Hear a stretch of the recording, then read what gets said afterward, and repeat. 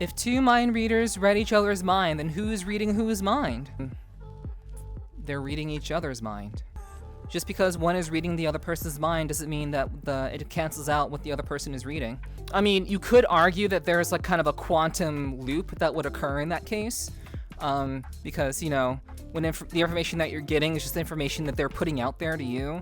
But then you could also argue that the person who is actually reading the person's mind is actually paying attention to the only thing that's on the person's mind is what they're reading, and vice versa. So it doesn't matter. They're just still reading each other's minds. Whatever is going through their minds at the given point in time, even if what's going through their mind is reading the other person's mind, they're still reading the other person's mind, so it doesn't change anything. Boom. It could be argued that it's an Ouroboros, but it could also be argued that that you just get the same effect regardless. There can be a lot going on in the mind at a time. Exactly. I think a lot of people think that mind reading would be ideal. I don't think that it would be. Being able to mind read somebody would not be ideal. Knowing what a person is thinking would basically every relationship that you would ever have, most of the time. So for the sake of the discussion chat, let's assume that every person is, as I believe, inherently evil, okay? For the sake of discussion. Yeah, and also taking in the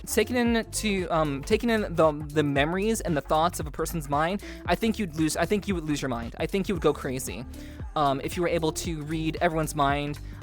Whether you're able to turn it on or off, it would still be incredibly overwhelming for the average person to handle, and I would not recommend having the ability to mind read. But again, for the sake of the argument, let's say that every person is inherently evil, which is what I personally believe. We learn how to be good people, but I believe that we generally are out for ourselves. We come into existence, we're no fault of our own, and then we seek to understand the world itself. And without guidance, we would just run amok. Without parental guidance, without any sort of like guidance from an adult figure or someone who has more experience than us, we just run amok, and we would just do whatever we would want, which in most cases would be evil shit. Or bad shit. It doesn't have to be evil. Like, you know, people define evil differently. But we would just be doing bad shit all the time because we'd have no sense of what is good. Because at the end of the day, for the sake of our own survival, we would do bad things because all we care about is our own survival. So that is why I believe we're inherently bad, because when it comes to being good, you have to work towards that. You need to have a reason to be good, in my opinion.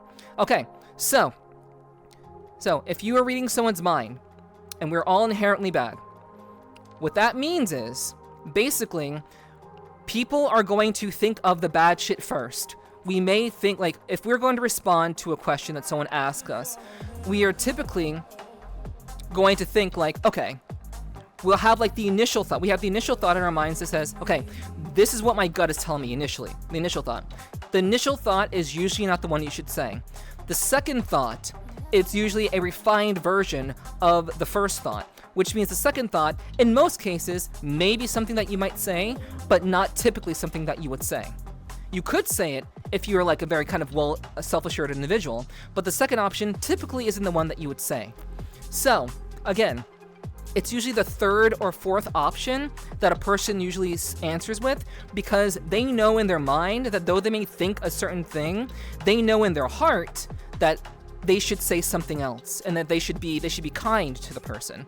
So if a person is reading a person's mind, and they're doing it at the moment that they ask the question, they're going to hear the first, the second, the third, and the fourth, however many choices run through their mind.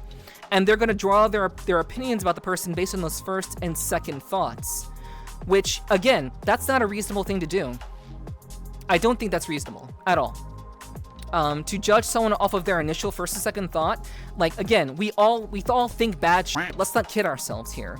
So I would not be keen on having mind reading abilities, because a person would have to have enough mental fortitude to resist the temptation to believe that the first and the second options are actually what they truly think. And it may be what they truly think, but the person who is trying to be a good person, who's trying to be kind to the person that they care about, will likely choose the third or the fourth option.